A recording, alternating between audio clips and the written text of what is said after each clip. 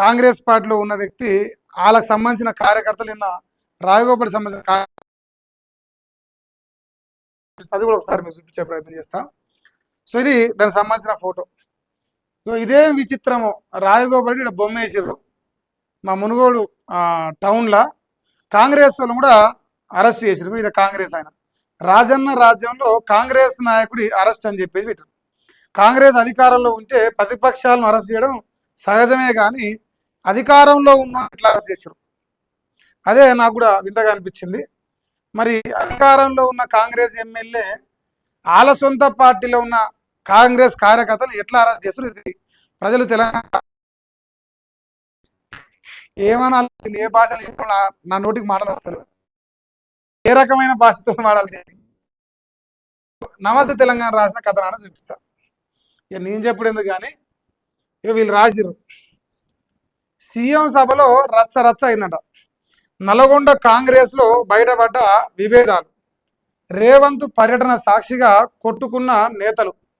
ఇది నేతలు కొట్టుకురట. ఇది వాళ్ళ పేపరే రాసింది. సీఎం ప్రసంగిస్తుండగా సభలో ఖాళీ కుర్చీలు కనిపించినాయి. హాజరు కానీ ఎమ్మెల్యే రాజగోపాల్ రెడ్డి అనుచరులను అరెస్ట్ చేశారు. ఇది మనందరూ ఇప్పుడు మాట్లాడుకోవాలని చర్చ. ఇగో అనుచరుల అరెస్టు.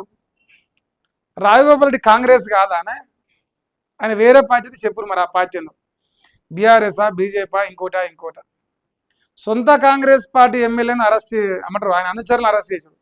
మళ్ళీ అరెస్ట్ చేసింది మళ్ళీ అదే కాన్స్టిట్యున్సీలా. అంటే ఎమ్మెల్యేలు మాట ఇంటలేరు అన్నమాట. సో ఎమ్మెల్యేలు 65 మంది ఒకెత్తు అయితే ఈయన ఒక్కడు ఒకెత్తు అన్నట్టు మంత్రి పదవి కోసం గాయ చేస్తున్నాను. ఆయన ఎప్పటి నుంచో జరుగుతున్న చర్చ. మంత్రి పదవి ఇచ్చినాక ఆయన అలిగి కూర్చున్నాడు. సరే ఆయన రాలేదంటే అలిగిన అనుకుందాం. ఇక ఇక్కడ ఒకటి గుర్తు పెట్టుకోరి, యాడ్స్లో ఫోటోలు లేదంటూ గుత్తా సుఖేందర్ రెడ్డి సీరియస్ అయింది. ఎందుకంటే ఈ నల్గొండలో ఒక డిఫరెంట్ రాజకీయం నడుస్తుంది. ఓనుకోనికి మాటలు ఉండవు, ఓనుకోనికి పడదు. అంతా కలిసి పదవుల కోసం ఒకటే పార్టీ పండుకున్నారు. మరి ఇప్పుడు గుత్తా సుఖేందర్ రెడ్డి ఫోటో ఎవరు పెట్టాలి? ఫ్లెక్సీలు ఏ నియోజకవర్గంలో పెట్టారు? నల్గొండలో పెట్టారు. నల్గొండలో సభ ఎవరు పెట్టారు? రేవంత్ రెడ్డి, కోమరెడ్డి వెంకరెడ్డి మినిస్టర్ ఇద్దరు పెట్టారు. మరి వీళ్ళిద్దరే కదా గుత్తా సుఖేందర్ రెడ్డి ఫోటో పెట్టండి. ఇంకా అడ్వాన్స్ ఇంకో ముచ్చట చెప్తాను. డిసిసి అధ్యక్షుడిని వేదికపైకి రానివని కోమరెడ్డి వెంకరెడ్డి. డిసిసి అధ్యక్షుడు అంటే ఎవరు? పున్నా కైలాష్ నేత. సో పున్నా కైలాష్ నేతను సభపైకి రానివ్వలే, వేదికపైకి రానివ్వలే. కానీ సిగ్గు లేకుండా నేటికెళ్ళి కాంగ్రెస్లో ఈ దొంగ బీసీలు పున్నా కైలాష్ నేతను లేపిండు అని రాస్తున్నారు. అది వాస్తవమైన విషయం కాదు. వాస్తవమైన విషయం ఇది. ఆయనను నల్గొండ జిల్లాకు అధ్యక్షుడిగా ఉన్నాడు. అంటే ఉన్న 12 మంది ఎమ్మెల్యేల 12 మంది ఎమ్మెల్యేలకు నల్గొండ జిల్లాలో ఉన్న ఇప్పుడు వేరైన యాదాద్రి భువనగిరి వేరే అయినట్టుంది. సో నల్గొండలో ఉన్న ఎమ్మెల్యేలందరికీ ఆయన ఒక్కడే డిసిసి అధ్యక్షుడు. అంటే ఈయన అందరికీ ఎమ్మెల్యేలందరికీ ఈయన నాయకుడు. రేపు ఒకవేళ వాళ్ళకి బీఫామ్లు ఇవ్వాల్సి వస్తే ఈయన కూడా సంతకం పెట్టాలి. ఆఖరి కోమరెడ్డి వెంకరెడ్డి కూడా రేపు టికెట్ ఇవ్వాల్సి వస్తే ఈయననే సంతకం పెట్టాలి. అది ఆయన హోదా. అలాంటి ఆయనను పక్కన పెట్టింది. ఇంకోటి ఇక్కడ గుత్తా సుఖేందర్ రెడ్డి ఫోటో అయిపోతేనేమో పెద్దగా రాశారు. కానీ డిసిసి అధ్యక్షుడు ఒక బీసీ బిడ్డ, ఆయన ఫోటో రాలే ఏ ఫ్లెక్సీలో కూడా. ఇది మనటికెళ్ళి జరుగుతుంది చర్చ. డిసిసి ఎట్లా సభ పెట్టరు, ప్లస్ ఎట్లా ఫ్లెక్సీలు పెట్టరు అంటే నామాత్రంగా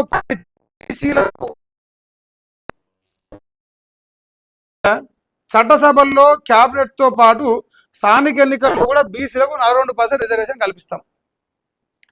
42% దేవుడెరుగు ఉన్న ఒకే ఒక డిసిసి మా బీసీ బిడ్డ పున్నా కైలాస్ ఎందుకు సభపైకి రానియలేదు, ఎందుకు సభలో ఆయనకు అవకాశం కల్పించలేదు, దానికి తోడు ఎందుకు ఆయన ఫోటో ఫ్లెక్సీలలో లేదు.